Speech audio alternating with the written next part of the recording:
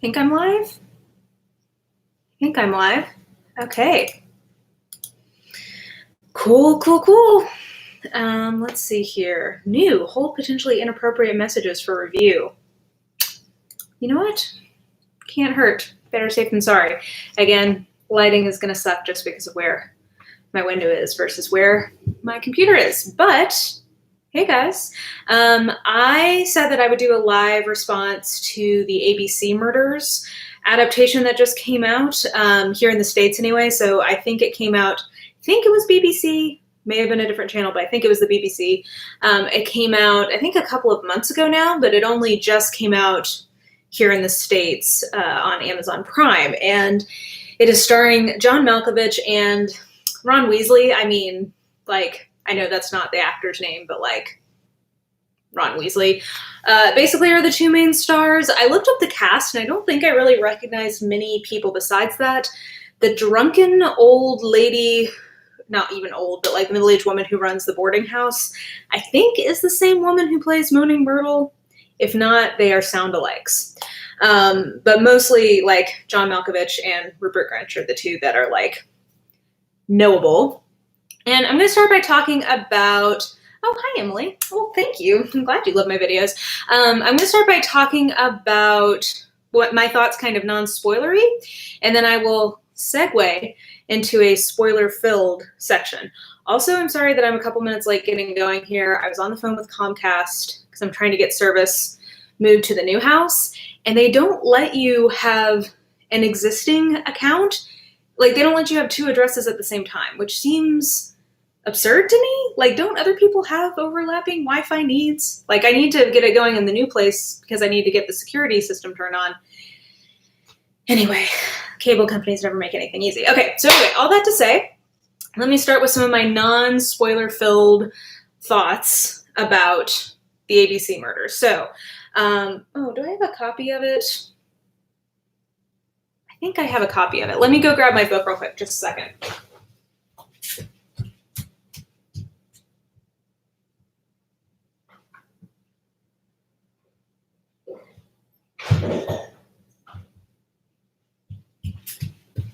Okay.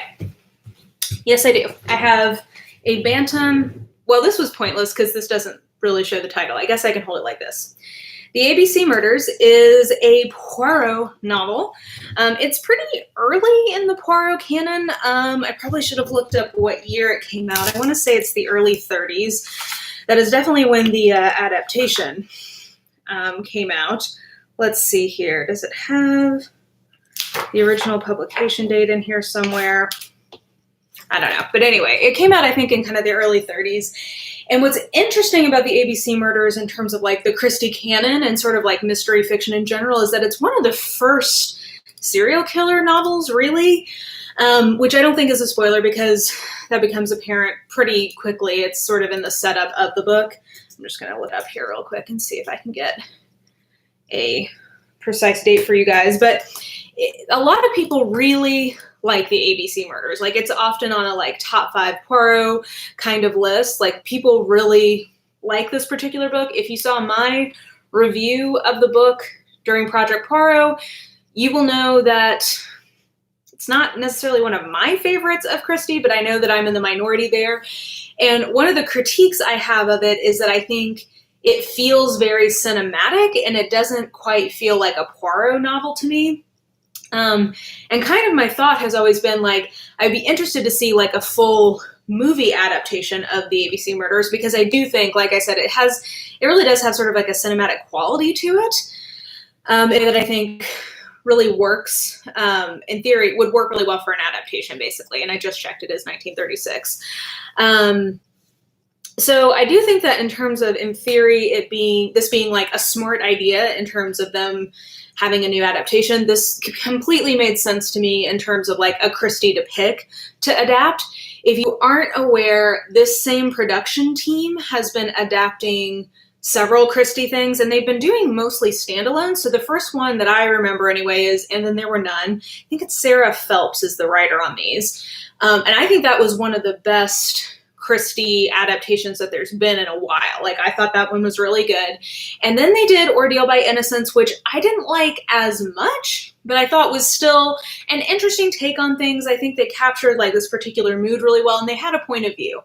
So this adaptation kind of continues in the same sort of world that they're building for Christie, and it's very like grim, dark Christie. And we'll get into my thoughts about how that works, but just know that if you've been watching those adaptations, this definitely is in that same vein. Oh, hi, Enos. I found your channel searching for Agatha Christie's videos. It's so good to see new adaptation of Agatha Christie's books. Yeah, I mean, I do like that these adaptations, they clearly have a lot of money put into them. There's a lot of like promotion going into them. Like these are like major releases as like mini series that have a lot of like time, attention, money put into them. So like in that respect, I think it's great. It brings new readers into the Christie verse, the Christie fandom. Same for the Kenneth Branagh adaptation of Murder on the Orient Express, and then the upcoming one for Death on the Nile. Like in terms of like overall good for the Christie fandom, I definitely love to see new adaptations coming out, regardless of how I personally feel about it. So that's actually a great kind of qualification for me to segue in and say my non-spoilery thoughts about this adaptation is that it's really not very good. And it's not very good for unusual reasons. It's not, as I was saying, that like they didn't put money into it. They clearly did. It's not that they didn't have a point of view for this. They clearly did. It's not even that the actors are necessarily doing a bad job. I don't think that's it. I just think that fundamentally the kind of take they had on the material doesn't work for Poirot. I don't think at all. I don't think that this should have been a 3-episode adaptation. Hey, Marina. I love that adaptation of And Then There Were None Too. Yeah, that one is really good. And that one, I think, merited all 3 episodes. And I think the tone that they're going for, this sort of like grim, dark, noir Poirot, worked a lot better on that one. But I don't think that it works for the ABC Murders. And I get why they picked the ABC Murders as the one to try to do this with, because like on the surface of it, the idea of having a serial killer like in Poirot, kind of, you think that might work for this sort of like really morose take on the Christie world. Like, I think that I think I see where they were going with this, but basically I just don't think it works for who the Poirot character is. I don't think it's really honoring kind of the spirit of that original book well. And I can get behind different ideas for adaptation. Like, I think I've said this in the past, as long as the author or the creators behind the adaptation have like a clear kind of point of view on the source material, I can totally get on board with like a different interpretation or a different take on the source material. Like, I'm open to that. I just don't think, this reminds me a lot of sort of like The Hobbit, the Peter Jackson version of The Hobbit.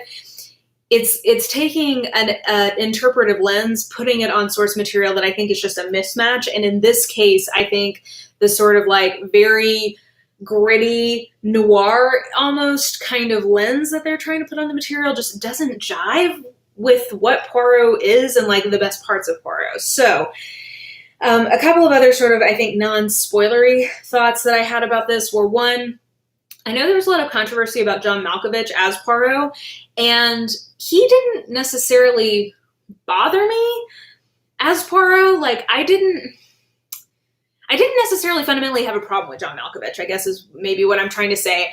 I do, however, think that his accent was like laughably inconsistent. I mean, I'm talking, so he's played the 2 other parts that I know and love him best from his body of work. One is The Man in the Iron Mask, because I just love that movie. I think it's so campy, and him being like an olden musketeer, like grieving father in like billowy shirts. It just worked for me, and he's so terrible. It's awesome in that movie. I loved him. So he's French in that one. And then Dangerous Liaisons. Now, that is a great movie, and it's great source material, and it's a very sexy book. John Malkovich may be the least sexy actor I've ever encountered. Like, he gives me the opposite of a lady bone, or whatever that is. Like, he just doesn't do it for me, but something about him in that role, like trying to be sexy, makes me laugh, and it's still such a good movie. So anyway, all that to say, he has experience playing people with French accents or like Francophone accents. His accent in this is awful, guys. It is like, literally, he will be like, "Mes enfants, let us look around ce soir, this evening, and then like breaks into like a full American accent for like the back half of the sentence. It is so bad. So anyway, that's my biggest problem I have with him. I didn't necessarily have a problem with him as like an actor in this, though, besides he was dealing with the source material he had. Ian says they're trying to ring in the changes because these stories have been dramatized a few times before, but I didn't agree with the approach. It was too dark and inappropriately seedy. Inappropriately seedy, I think, is a great phrase, and I really agree. So I think that they were trying to have like a hot take on the material, and I just don't think it worked very well. So anyway, yeah, Malkovich, I think he was a controversial pick, and I agree that with people who were like, he doesn't feel like Poirot. I don't think he does feel like Poirot.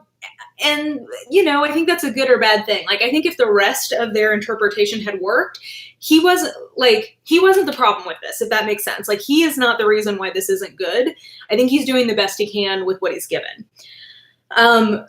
Rupert Grint, aka Ron Weasley, and let's just call him Ron Weasley for the rest of this. Ron Weasley is serving us like incompetent surliness through this entire thing. He very much is playing like the Ron Weasley of the Goblet of Fire when he's very jealous of Harry being in the tournament and is very like butthurt basically all the time. That is the Ron Weasley we're getting from this. I think he portrays sort of like constipated, like stiff upper lip British middle-aged dude of that time period pretty well. Like, he's fine. And I think that that's a valid interpretation of like Poirot's relationship with the formal police. Like, I think that that's a completely reasonable take to have on the source material because, of course, in real life, the police would be butthurt about this guy, this amateur coming in and swooping in and like outshining them all the time. I also just think it's such a boring take. Because, like, have we not seen this dynamic play out in 1,000 gritty mysteries before where the police are shutting out the amateur detective? Like, it's such a boring, non-original take on that relationship. So I didn't like that. Who's my favorite Poirot? My favorite Poirot is David Suchet. I mean, like, he's iconic. I mean, I love old, what's his name, Albert Brooks in the 70s Murder on the Orient Express, but I think Suchet is just iconic. I agree with you regarding Poirot in this adaptation, but I think that someone who doesn't know Poirot is more likely to like this new Poirot. Maybe, but I also, like, I think you're right in terms of I think that's where their head's at, but I also think he's so boring, right? Like, haven't we seen this version of, like, an old detective, like, getting back in the game 1,000 times before? So I guess maybe it's a commercially viable approach, but I think if you're adapting a Poirot, isn't, like, what you're doing trying to take what makes Poirot great? Do you know what I mean? Like, I mean, Poirot is very different in terms of the kind of detective he is than the normal ones we see on TV a lot these days.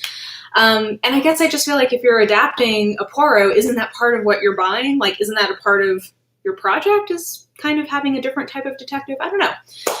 But I think you're probably right that that's where their mind was at, is that this is a Poirot for 2019. Albert Finney, yes. I always get Albert Brooks and Albert Finney confused. I don't know why.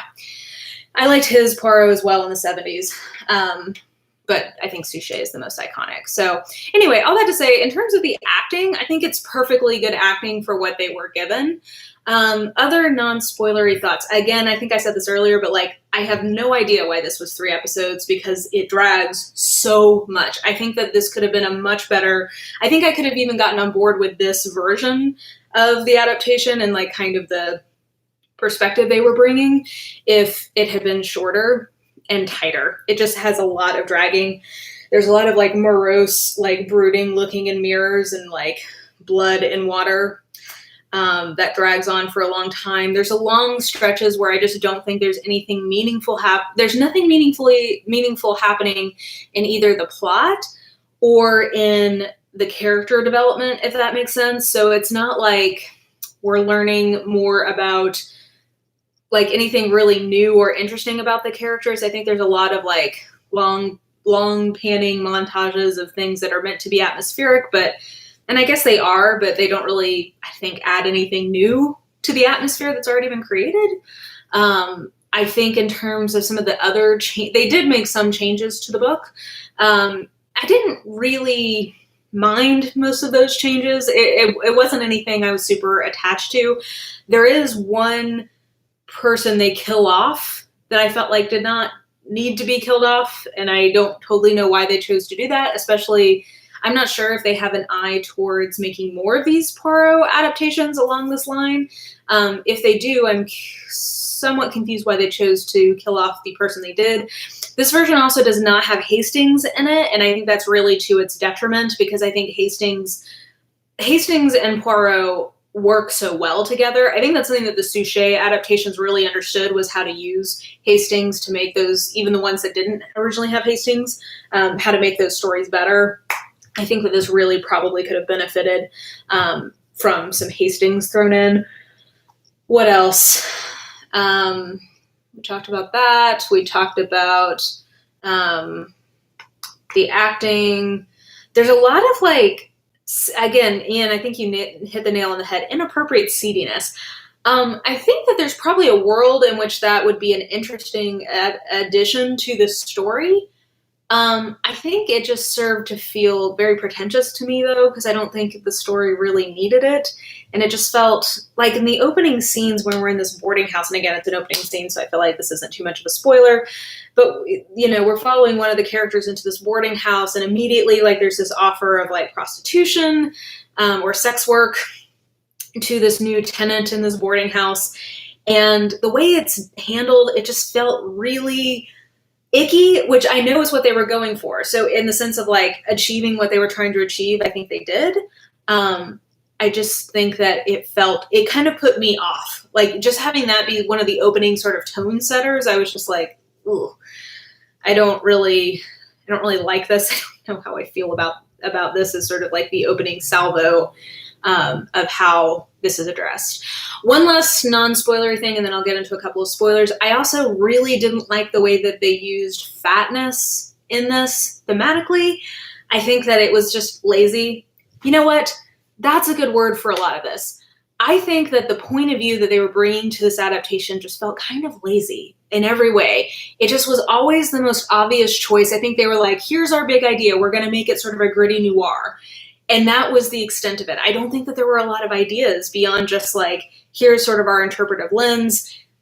And I think a lot of it just felt on the nose and lazy from that being a starting point. So just to wrap my non-spoiler section up, one of those lazy choices was that I think that they really fetishized and dwelt on fat bodies in a way that I thought was really not necessary and obvious, in a really easy way to try to get at, I think, a seedy atmosphere in a way that I just felt really cheap to me and just like not helpful. I'm just over. It also had like a close-up on one of the fat bodies having like a boil on it.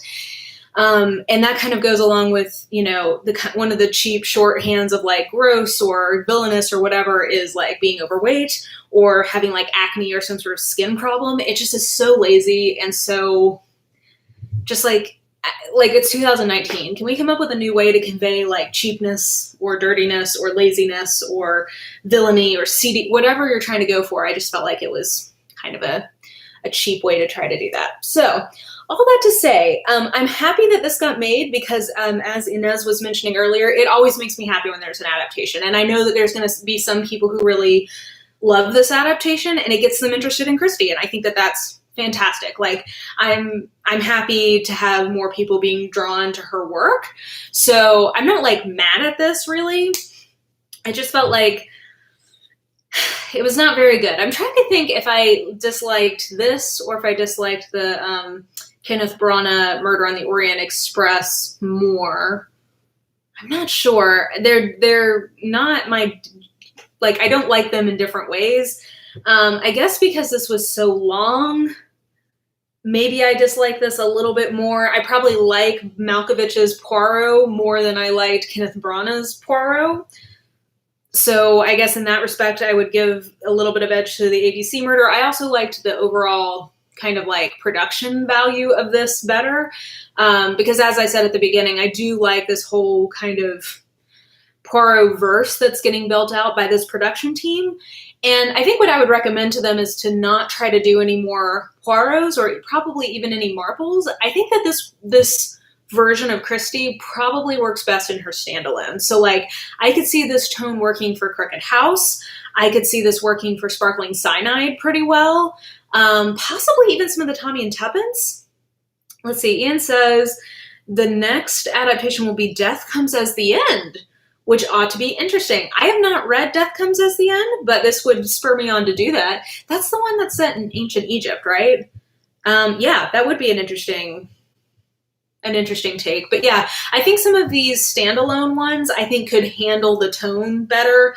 I think that they probably shouldn't do another Poirot unless they're going to make some pretty serious changes.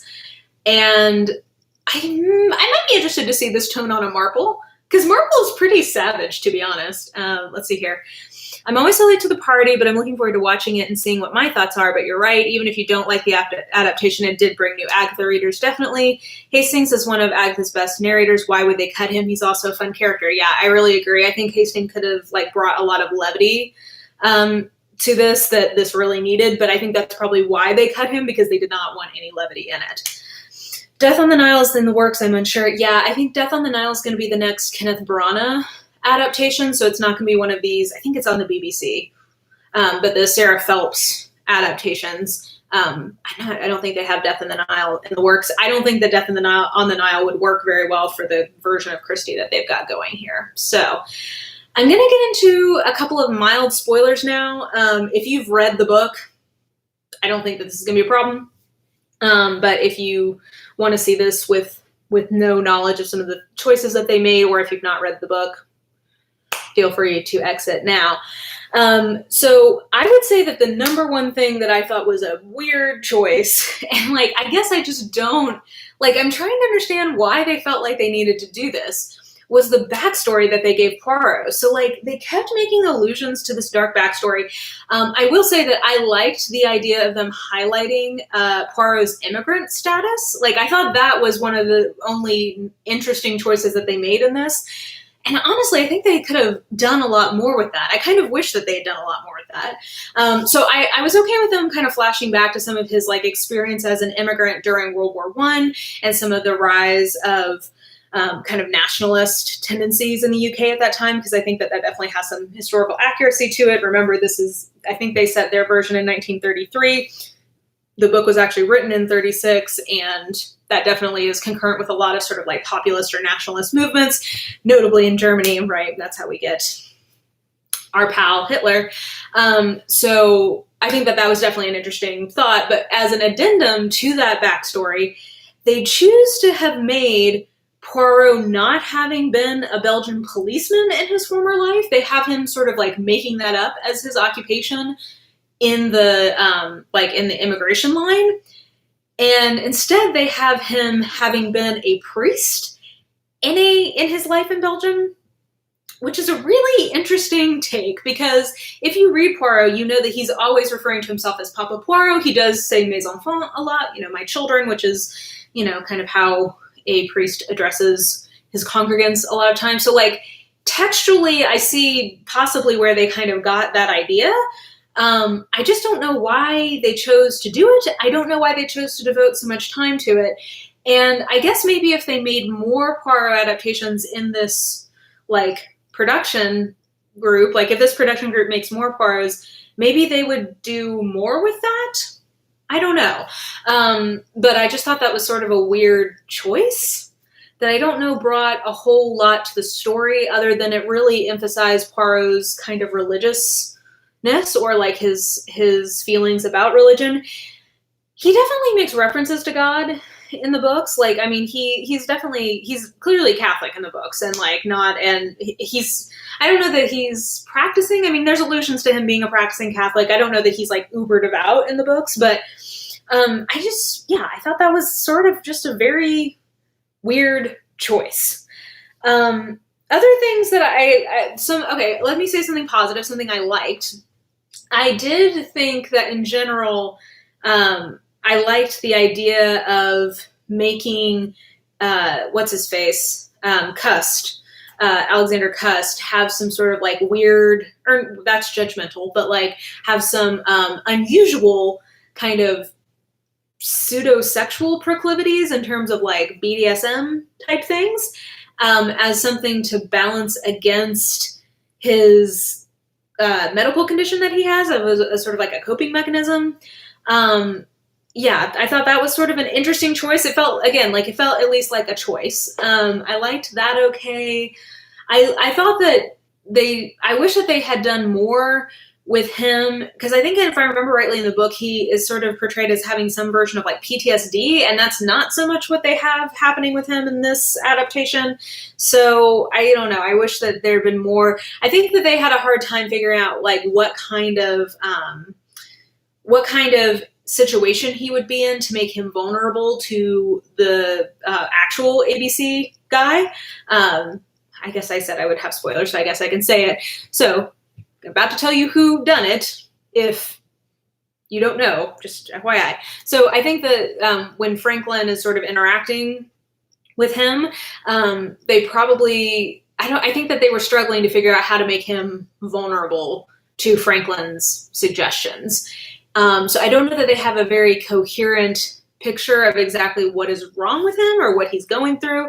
And I liked his issues more in the book than I did this adaptation. But that being said, I think the actor did a nice job with it. Somebody in my Goodreads group mentioned that like one of the like most horrifying scenes in this entire thing is when the breakfast scene with that disgusting egg and the heaving of it. And like, yeah, I think the actor did a great job with that whole scene.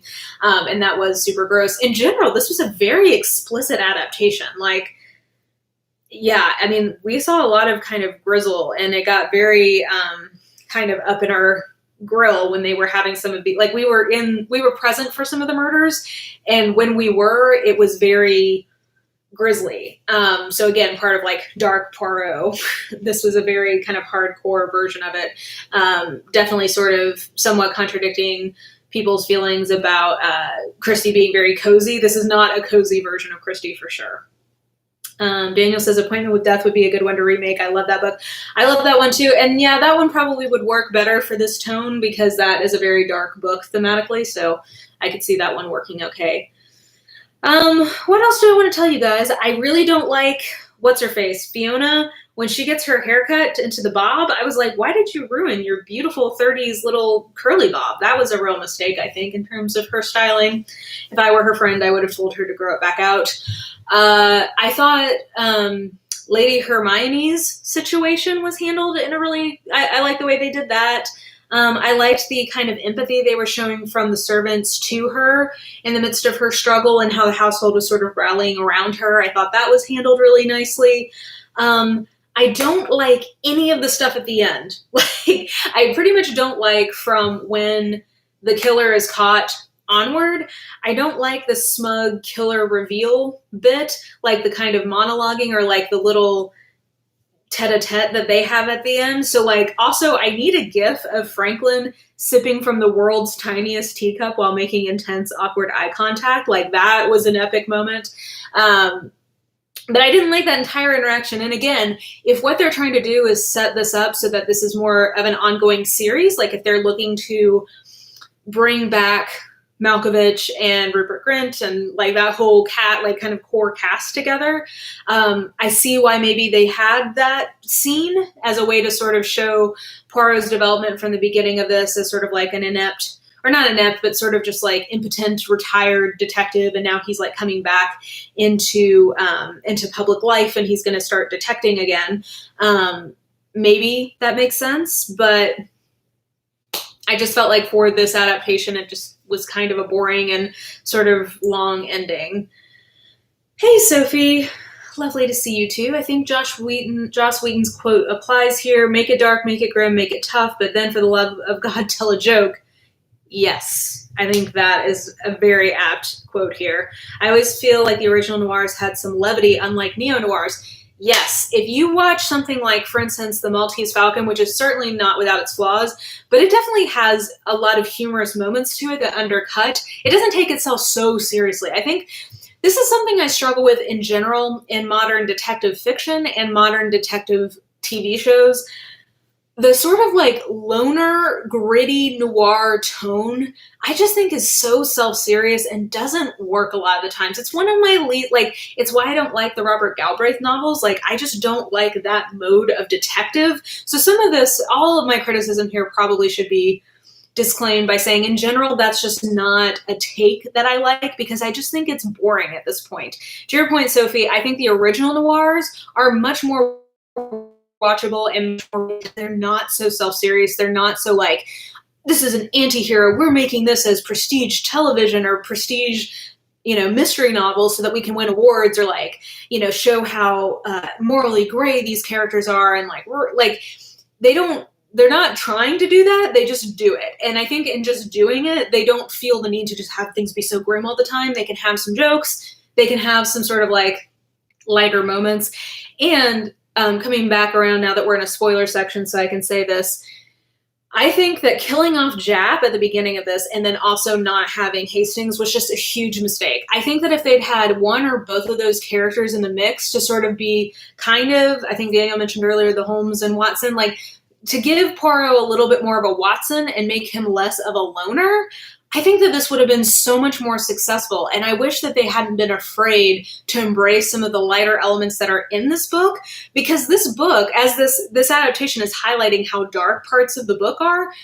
So fair enough. But I think the reason the book works better is that it does have some levity to it. It does have these moments of like Hastings or whoever to kind of break things up. And it also has the Christie writing style and writing tone that gives it a lot of like zest and pep and keeps you moving along, so that even though really horrifying things are happening, I mean, people are being like garroted at random, it still has a certain lightness of touch to it that I think really works, that this adaptation didn't have, and that made me sad that it didn't have. Sorry, my phone is blowing up here.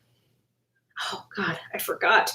Guys, I forgot to Skype yesterday with one of my good friends, and I feel so bad. And she was texting me to remind that I'm not a very good friend in the middle of the move. I've got to confess to you. Anyway, speaking of, I have been rambling on for 30 minutes about this adaptation. I would say that my bottom line here is it didn't really work for me. I'm always happy to see a new Agatha Christie adaptation. I will still watch the ones that this production team is making, because I'm interested in seeing what they do. And Death Comes as the End, as the next one, is an interesting choice, and one that I'm much more on board with. Like I said, I would love to see them leaning more into some of the standalones, because I think that's where their sort of point of view on the subject matter might work a little bit better. So those were my ramblings about the ABC murders. I had a lot to say, considering that this is not one of my favorite Poirot books, but I thought that this was a well done but ultimately unsuccessful adaptation. One that I'm never going to tell you not to watch an adaptation, but not one that I particularly recommend. I definitely think that these have been going in order of goodness. And Then There Were None was the best. Or Did Live by Innocence was still good. This one I'm not so into. I have not read this book yet. Is it worth reading? A lot of people would cite this as a top 5 Poirot for them. It's not one of my personal favorites, but your mileage may vary. Do you think it's weird that there's 2 different Poirots, Kenneth and John, somewhat close to each other? No, I think that's probably fine, especially since one is for the big screen and one is for TV. I think that this is, kind of like how Sherlock Holmes at any one time usually has like 2 or 3 adaptations going. I think that these are famous enough and have been adapted enough that it can sustain multiple people doing it at the same time. So, yeah. So those are my thoughts, guys. I'm not sure what you guys think. You can definitely feel free to let me know in the comments once this gets posted. Thanks for joining, those of you who did. It was good to see you guys. Sorry that I was so negative in this, but you can't love everything you watch. And I think I'm going to do another live response once I get Admission Marple to The Mirror Cracked, because that is one of my all-time favorite Agatha Christie adaptations, is the Angela Lansbury version of that. So that'll be in a couple of months, so I'll do another live stream kind of talking through that movie adaptation. But for now, I hope you guys are having a lovely day. I'm going to go pack up my car and take some more crap over to my new house, and I think that'll do it. Have a good one, guys. Bye!